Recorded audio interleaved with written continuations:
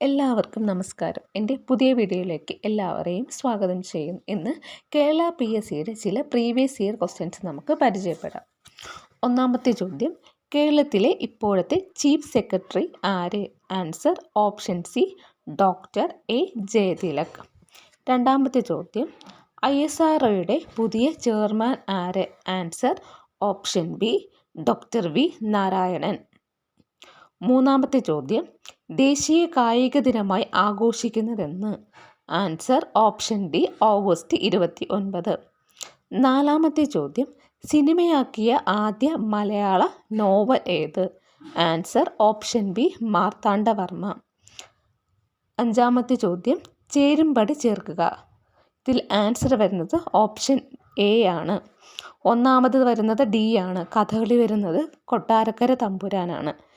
ഓട്ടൻതുള്ള വരുന്നത് എ കുഞ്ചൻ നമ്പ്യാരാണ്. ചണ്ടാല ഭിക്ഷുകി വരുന്നത് ബി കുമാരനാശാനാണ്. കൃഷ്ണഗാഥ വരുന്നത് ചെറുശ്ശേരിയാണ്. അപ്പം ആൻസർ ഓപ്ഷൻ എ ആണ്.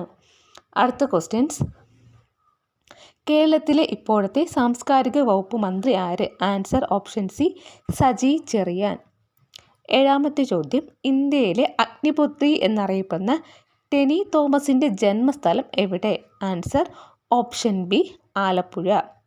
എട്ടാമത്തെ ചോദ്യം, ഇന്ത്യൻ കായിക രംഗത്തെ പരമോന്നത പുരസ്കാരം ഏത്? Answer option D Dhyan Chand Khel Ratna award. ഒൻപതാമത്തെ ചോദ്യം, 2023 ദാദാസാഹിബ് ഫാൽക്കെ അവാർഡ് നേടിയ മലയാള സിനിമാ നടൻ ആര്? Answer option B Mohanlal. പത്താമത്തെ ചോദ്യം, കേരള നവോത്ഥാന രംഗത്ത് ധാരാളം മാറ്റങ്ങൾക്ക് വഴിതെളിച്ച അടുക്കളയിൽ നിന്ന് അരങ്ങത്തേക്ക് എന്ന പ്രസിദ്ധമായ നാടകം രചിച്ചതാര്? Answer option C VT Bhattathiripad. 11ാമത്തെ ചോദ്യം, ഇന്ത്യയുമായി കരാതിർത്തി പങ്കിടുന്ന രാജ്യങ്ങളിൽ ഉൾപ്പെടാത്ത രാജ്യം? Answer option A Tajikistan. ബാക്കി മ്യാൻമാർ, അഫ്ഗാനിസ്ഥാൻ, ഭൂട്ടാൻ എന്നീ രാജ്യങ്ങൾ ഇന്ത്യയുമായി കരാതിർത്തി പങ്കിടുന്ന രാജ്യങ്ങളാണ്. അടുത്ത ചോദ്യം, ഉത്തരപർവ്വത മേഖലയിൽ സ്ഥിതി ചെയ്യുന്ന ഹിമാചൽ പ്രദേശ്, ടിബറ്റ് എന്നിവയെ തമ്മിൽ ബന്ധിപ്പിക്കുന്ന പ്രധാന ചുരം, അതായത് ഹിമാചൽ പ്രദേശിനെയും ടിബറ്റിനെയും തമ്മിൽ ബന്ധിപ്പിക്കുന്ന ചുരം ഏതാണ്? Answer option B Shipki La. 13ാമത്തെ ചോദ്യം, കാരക്കോറം പർവ്വതനിരയുമായി ബന്ധപ്പെട്ട ശരിയായ പ്രസ്താവന ഏത്? ആൻസർ ഓപ്ഷൻ സി 1ഉം 3ഉമാണ് ശരിയായിട്ട് ഉത്തരമായിട്ട് വരുന്നത്. അത് കാരക്കോറം പർവ്വതനിര ഗോൾവിൻ ആൻസിലാണ് സ്ഥിതി ചെയ്യുന്നത്. കാരക്കോറം പർവ്വതം സ്ഥിതി ചെയ്യുന്നത് ഗോൾവിൻ ആൻസ്റ്ററിലാണ്. അടുത്തത് 3ാമത്തത് ശരിയാണ്. കാരക്കോറം പർവ്വതനിരയുടെ തുടർച്ചയാണ് ടിബറ്റിലെ കൈലാസ പർവ്വതനിരകൾ. അത് ശരിയാണ്. ഇത് തെറ്റായിട്ട് വരുന്നത് 2ാമത്തെ ഓപ്ഷനാണ്. ഇന്ത്യൻ ഉപഭൂഖണ്ഡത്തിലെ ഏറ്റവും ഉയരം കൂടിയ കൊടുമുടി ഗോൾവിൻ ആൻസിനാണെന്നത് തെറ്റാണ്. അടുത്ത ക്വസ്റ്റ്യൻ നോക്കാം. താഴെ തന്നിരിക്കുന്നവയിൽ ഉപദ്വീപീയ നദികളുമായി ബന്ധപ്പെട്ട ശരിയായ പ്രസ്താവന. ഇതിൽ തന്നിട്ടുള്ള സ്റ്റേറ്റ്മെൻറ്റ്സിൽ ഏതൊക്കെയാണ് ഉപദ്വീപീയ നദികളിൽ ശരിയായിട്ടുള്ള പ്രസ്താവന? ഒന്നാമത്തെ നോക്കാം.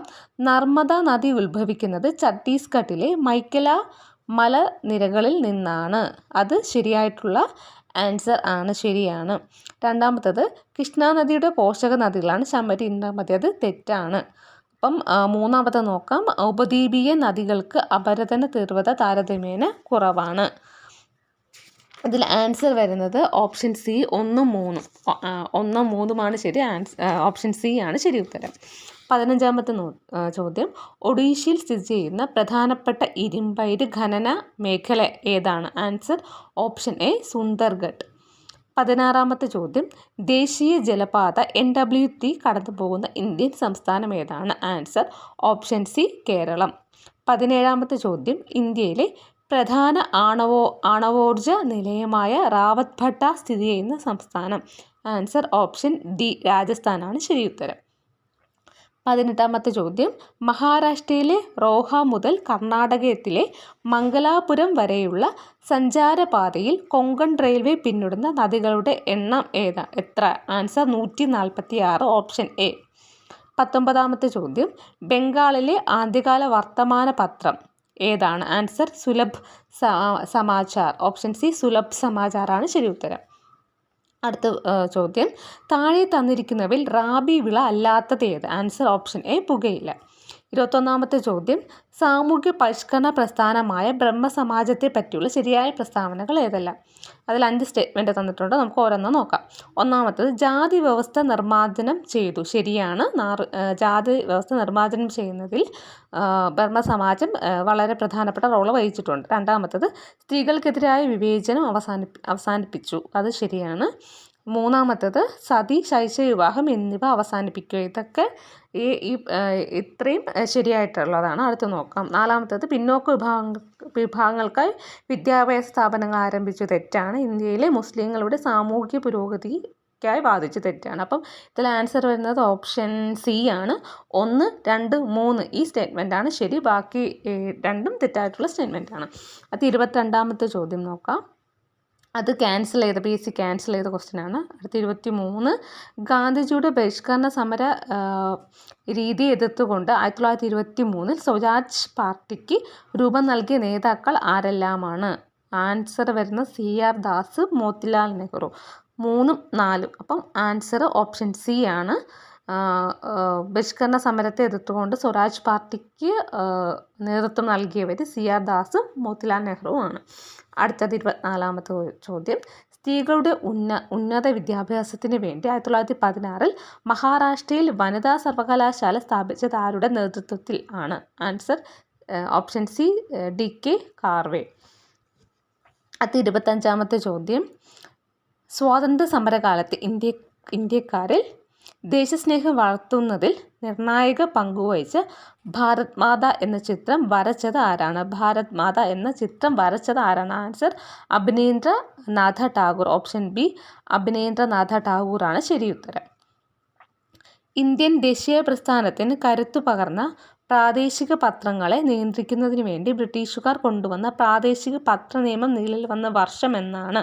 Answer option B 1878. 1878 ശരിയായിട്ടുള്ള ഉത്തരം. 27ാമത്തെ ചോദ്യം, സ്വതന്ത്രാനന്തര ഇന്ത്യയിൽ ആദ്യ സ്വതന്ത്ര തിരഞ്ഞെടുപ്പ് നടന്നത് എന്നായിരുന്നു? ആൻസർ ഓപ്ഷൻ എ 1951-52 കാലഘട്ടത്തിലാണ് ഇന്ത്യയിൽ ആദ്യമായിട്ട് ഒരു തിരഞ്ഞെടുപ്പ് നടക്കുന്നത്. അടുത്തത്, ഭാഷാ അടിസ്ഥാനത്തിൽ സംസ്ഥാന പുനർസംഘടനാ കമ്മീഷൻ രൂപീകരിച്ചപ്പോൾ ചെയർമാനും മറ്റ് അംഗങ്ങളും ആരെല്ലാമായിരുന്നു? ആൻസർ ഓപ്ഷൻ സി ആണ് ശരി ഉത്തരം വരുന്നത്. ഫസൽ അലി, KM പണിക്കർ, HN കുൻസു എന്നിവരാണ് ഭാഷാടിസ്ഥാനത്തിൽ സംസ്ഥാനങ്ങളുടെ പുനഃസംഘടനാ കമ്മീഷൻ രൂപീകരിച്ചപ്പോൾ ചെയർമാനും മറ്റംഗങ്ങൾ. Option C Fazal Ali, KM Panikkar, HN Kunzru. 29ാമത്തെ ചോദ്യം, സ്വാതന്ത്ര്യ സമരവുമായി ബന്ധപ്പെട്ട് കേരളത്തിൽ നടന്ന സംഭവങ്ങളെ കാലഗണനാ ക്രമത്തിലാക്കുക. ആൻസർ ഓപ്ഷൻ ഡി ആണ്. ഒന്നാമത് നടന്നത് കുണ്ടറ വിളംബരം, പിന്നെ മലയാളി മെമ്മോറിയൽ, മാപ്പിള ലഹള, വൈക്കം സത്യാഗ്രഹം. അതാണ് എൻ്റെ ഓർഡർ എന്ന് പറയുന്നത്. ഓപ്ഷൻ ഡി ആണ് ശരി ഉത്തരം. 30ാമത്തെ ചോദ്യം, സ്വാതന്ത്ര്യാനന്തരം ബഹിരാകാശ ഗവേഷണ രംഗത്ത് ഇന്ത്യയുടെ പരിവേഷണങ്ങളെ പറ്റി ശരിയായ പ്രസ്താവനകൾ ഏതൊക്കെയാണ്? സ്വാതന്ത്ര്യാനന്തരത്തിൽ ബഹിരാകാശ ഗവേഷണ രംഗത്ത് ഇന്ത്യയുടെ ഗവേഷണങ്ങളെ പറ്റിയുള്ള ശരിയായിട്ടുള്ള പ്രസ്താവനകൾ. അതിൽ ഒന്നാമത്തെ നോക്കാം. 1962 ഇന്ത്യൻ ബഹിരാകാശ ഗവേഷണ സമിതി രൂപീകരിച്ചത്. അത് ശരിയായിട്ടുള്ള സ്റ്റേറ്റ്മെൻറ്റാണ്. 1962 ഇന്ത്യൻ പരിവേഷണ സമിതി രൂപീകരിച്ചത്. 1969 ISRO രൂപീകരിച്ചു. ശരിയാണ്. 1969 ISRO രൂപീകരിച്ചത്. അടുത്തത്, ഇന്ത്യയുടെ ആദ്യ റോക്കറ്റ് വിക്ഷേപണ കേന്ദ്രം വിശാഖപട്ടണത്ത് ആരംഭിച്ചു. തെറ്റാണ്. അടുത്തത്, 1975 ആര്യഭട്ട എന്ന ഉപഗ്രഹം വിജയകരമായി വിക്ഷേപിച്ചു. 4 ശരിയാണ്. അപ്പോൾ ഇതിൽ ശരിയായിട്ടുള്ള സ്റ്റേറ്റ്മെൻറ്റ് എന്ന് പറയുന്നത് 1, 3, 4 അപ്പം ആൻസർ വരുന്നത് ഓപ്ഷൻ ബി ആണ്. അടുത്തത് 31ാമത്തെ ചോദ്യം, ദേശീയ മനുഷ്യാവകാശ കമ്മീഷനുമായി ബന്ധപ്പെട്ട് താഴെ പറയുന്ന പ്രസ്താവനകളിൽ ശരിയായത് ഏത്? ആൻസർ വരുന്നത് ഓപ്ഷൻ സി ആണ്. ഓപ്ഷൻ സി ആണ്. 1, 2, 3 അത് ശരിയാണ്. 1993 ഒക്ടോബർ 12 ഇന്ത്യൻ ഗവൺമെൻറ് മനുഷ്യാവകാശ കമ്മീഷൻ രൂപീകരിച്ചത് ശരിയാണ്. മനുഷ്യാവകാശ കമ്മീഷനിൽ 5 അംഗങ്ങളുണ്ട്, ശരിയാണ്. ആദ്യ ചെയർമാൻ ജസ്റ്റിസ് രംഗനാഥ് മിശ്ര ആയിരുന്നു, അതും ശരിയാണ്. അടുത്തത് 32ാമത്തെ ചോദ്യം. 6 വയസ്സിനും 14 വയസ്സിനും ഇടയിൽ പ്രായമുള്ള കുട്ടികൾക്ക് വിദ്യാഭ്യാസം ലഭിക്കുന്നതിനുള്ള സൗകര്യം ഒരുക്കേണ്ടത് രക്ഷിതാക്കളുടെ കടമയാണ് എന്നത് മൗലികാവകാശങ്ങളുടെ പട്ടികയിൽ ഉൾപ്പെടുത്തിയ ഭരണഘടനാ ഭേദഗതി ഏത്? 6 വയസ്സിനും 14 വയസ്സിനും ഇടയിലുള്ള പ്രായമുള്ള കുട്ടികൾക്ക് വിദ്യാഭ്യാസം അവരുടെ മൗലിക അവകാശമാണെന്ന ഏത് ഭരണഘടനാ ഭേദഗതി എന്നാണ് ചോദ്യം. ആൻസർ ഓപ്ഷൻ ബി 2002 86ാം ഭരണഘടനാ ഭേദഗതി. 33ാമത്തെ ക്വസ്റ്റ്യൻ നോക്കാം. മൗലിക അവകാശങ്ങളുമായി ബന്ധപ്പെട്ട പ്രസ്താവനകളിൽ ശരിയായത് ഏത്? ശരിയായത് കണ്ടുപിടിക്കണം. ഒന്നാമത്തത് നോക്കാം. ഇന്ത്യൻ പ്രസിഡന്റ് 352ാം വകുപ്പ് അനുസരിച്ച് അടിയന്തരാവസ്ഥ പ്രഖ്യാപിച്ചാൽ 19ാം വകുപ്പ് പ്രകാരമുള്ള മൗലിക അവകാശങ്ങൾ മരവിപ്പിക്കുന്നത് തെറ്റായിട്ടുള്ള സ്റ്റേറ്റ്മെൻറ്റാണ്. രണ്ടാമത്തേത് മൗലികാവകാശങ്ങൾ ന്യായവാദാർഹങ്ങളാണ്, അത് ശരിയായിട്ടുള്ള പ്രസ്താവനയാണ്. മൂന്നാമത്തേത് 2002 86ാം ഭരണഘടനാ ഭേദഗതിയിലൂടെയാണ് വിദ്യാഭ്യാസത്തിനുള്ള അവകാശം മൗലിക അവകാശങ്ങളുടെ പട്ടികയിൽ ഉൾപ്പെടുത്തിയത്, ശരിയാണ്. നമ്മൾ നേരത്തെ ക്വസ്റ്റ്യനിൽ 32ാമത്തെ ക്വസ്റ്റ്യനിൽ നോക്കിയതാണ്. അപ്പം മൂന്നാമത്തെ സ്റ്റേറ്റ്മെൻറ്റ് ശരിയാണ്. നാലാമത്തെ സ്റ്റേറ്റ്മെൻറ്റ് ഭരണഘടനയുടെ 21ാം വകുപ്പിൽ അഭിപ്രായ സ്വാതന്ത്ര്യത്തെപ്പറ്റി പ്രതിപാദിക്കുന്നു. അഭിപ്രായ സ്വാതന്ത്ര്യത്തെപ്പറ്റി പറയുന്നത് 19ാമത്തെ ആർട്ടിക്കിൾ 19 ആണ്. 21 പറയുന്നത് ജീവനും സ്വത്തിനും വേണ്ടിയുള്ള അവകാശമാണ്. അടുത്ത് അപ്പം ഇതിൽ ശരിയായിട്ട് വരുന്നത് 2, 3 ആണ്. അപ്പം ആൻസർ വരുന്നത് ഓപ്ഷൻ എ ആണ്. 34ാമത്തെ ക്വസ്റ്റ്യൻ നോക്കാം.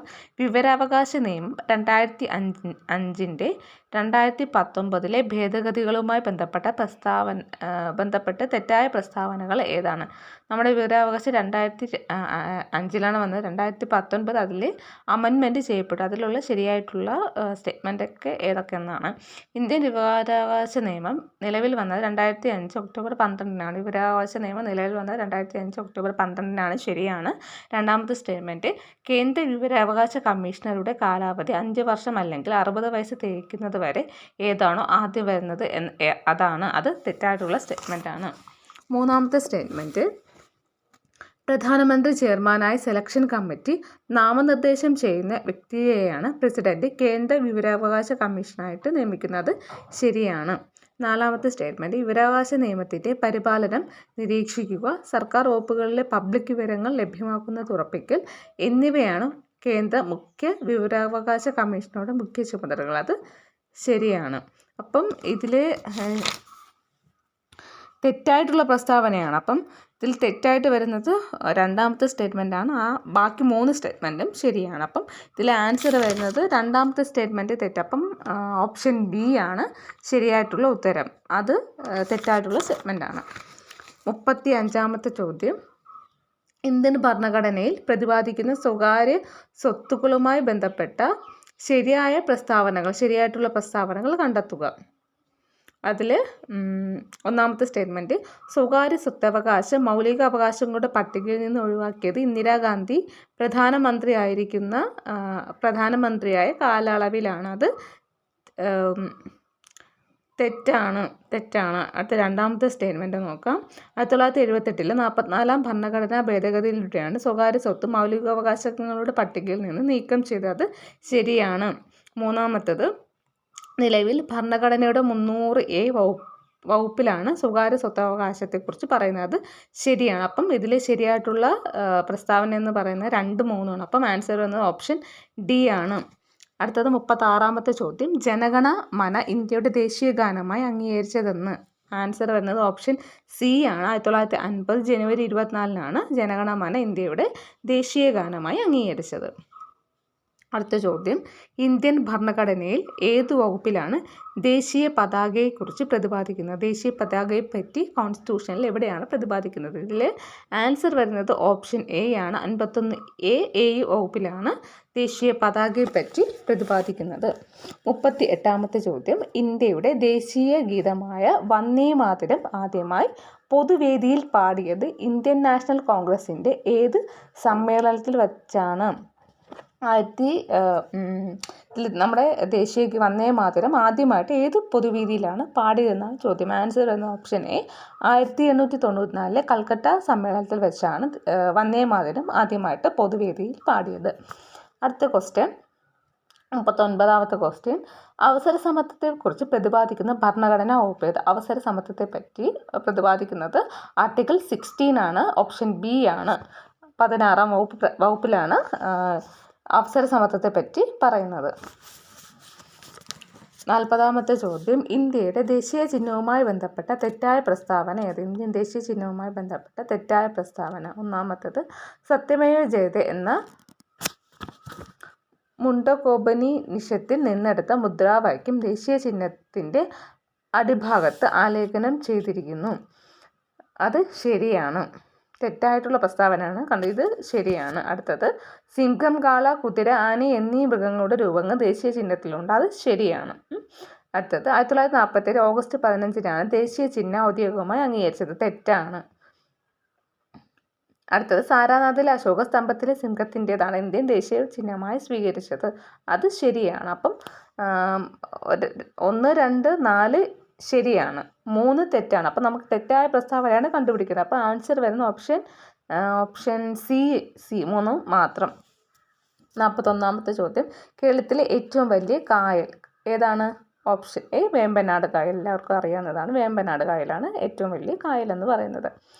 ദക്ഷിണ ഭഗീരഥി എന്നറിയപ്പെടുന്ന നദി ഏതാണ്? 42ാമത്തെ ചോദ്യമാണ്. ദക്ഷിണ ഭഗീരഥി എന്നറിയപ്പെടുന്ന നദി. Answer option B Pamba. കേരളത്തിൻ്റെ ഔദ്യോഗിക പക്ഷി. ഓപ്ഷൻ ഡി മലമുഴക്കി വേഴാമ്പൽ.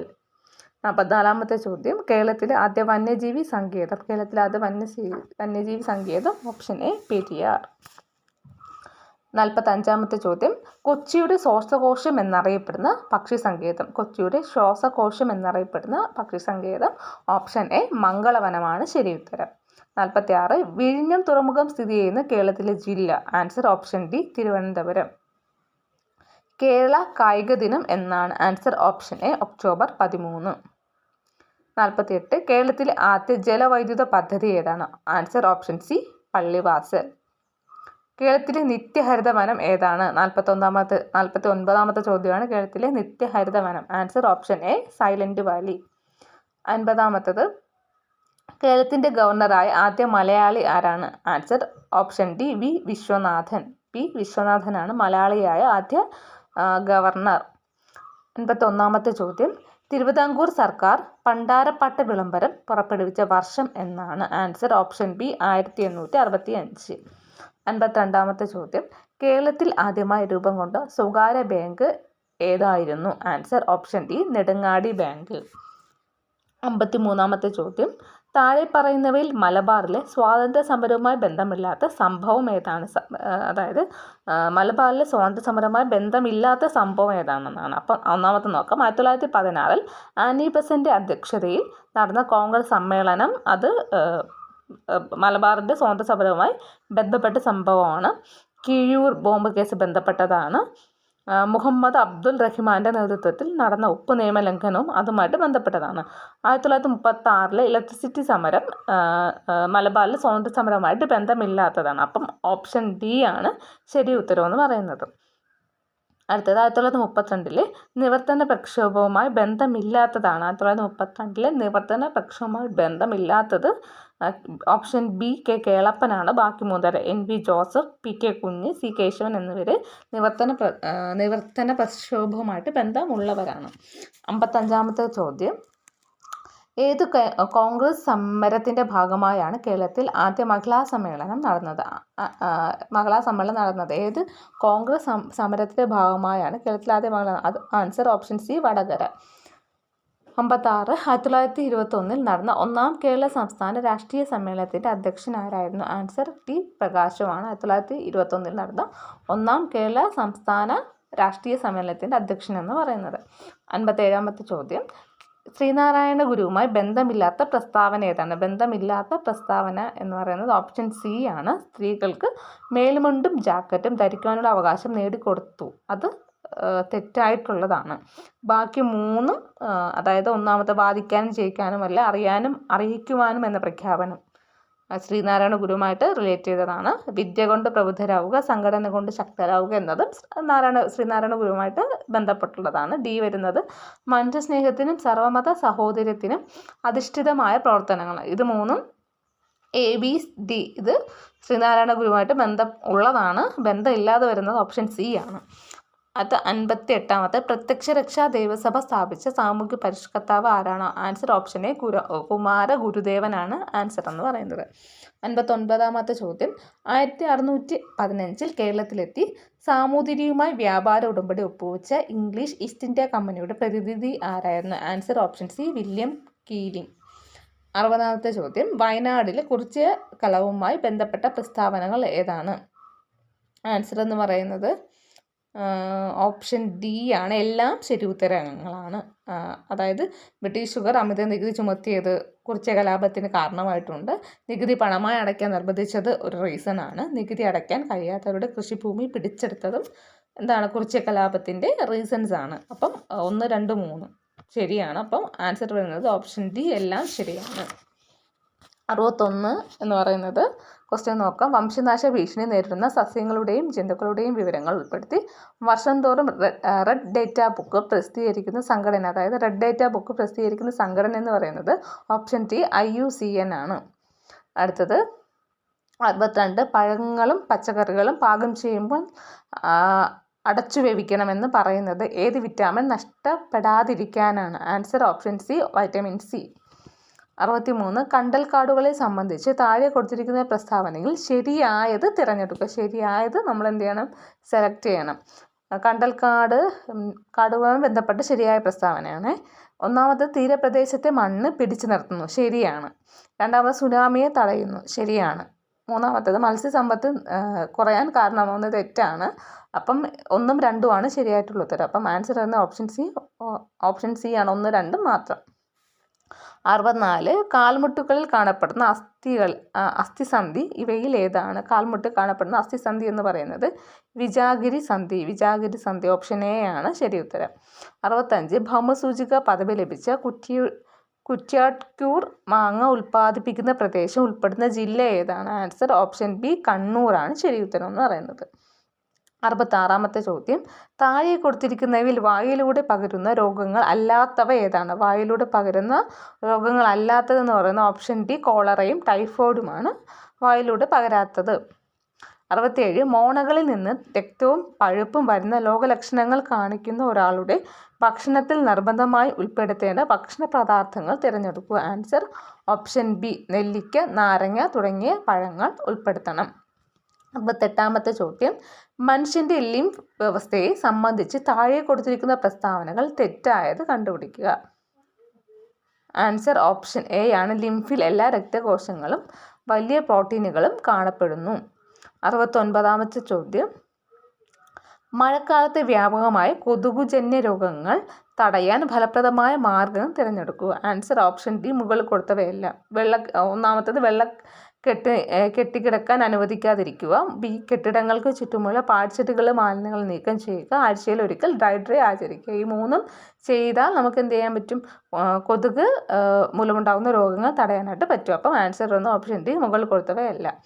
70ാമത്തെ ചോദ്യം പുല്ല്, മാൻ, കടുവ, കഴുകൻ ഈ ഭക്ഷണ ശൃംഖലയിൽ തൃതീയ ഉപഭോക്താവ് ആരാണ്? ആൻസർ ഓപ്ഷൻ സി കഴുകനാണ് തൃതീയ ശൃംഖലയിൽ ഉൾപ്പെടുന്നത്.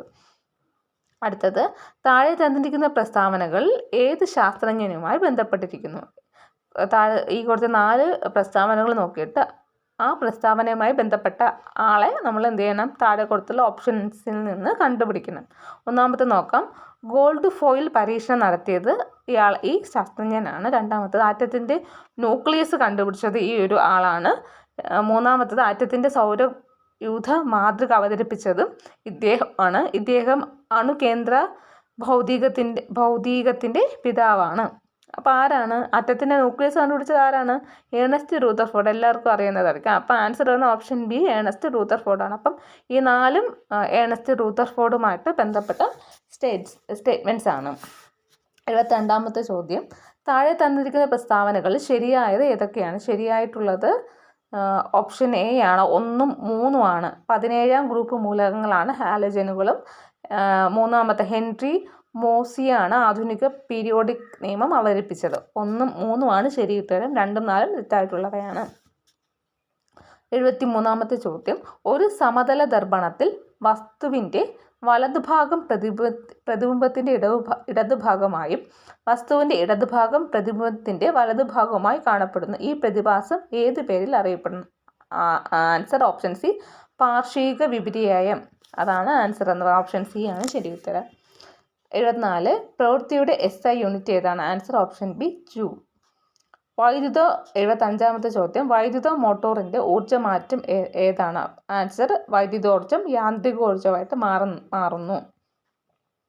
76-ാമത്തെ ചോദ്യം. താഴെ തന്നിരിക്കുന്നവയിൽ അയിരിൻ്റെ സാന്ദ്രതയുമായി ബന്ധമില്ലാത്തത് ഏതാണ്? ആൻസർ ഓപ്ഷൻ ഡി, ഉത്പാദനം.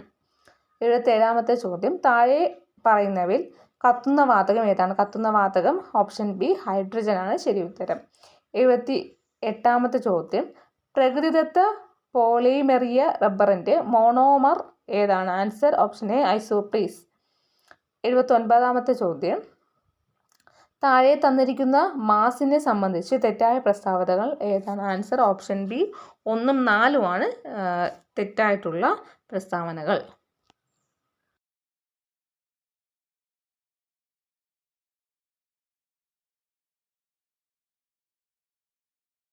80-ാമത്തെ ചോദ്യം. സാധാരണ അവസ്ഥയിൽ മനുഷ്യൻ്റെ ശരീര താപനില എന്താണ്? Answer option C, 98.6 parameter. Video ഇഷ്ടമായാൽ എൻ്റെ ചാനൽ സബ്സ്ക്രൈബ് ചെയ്യാനും ലൈക്ക് ചെയ്യാനും മറക്കരുത്. Thank you.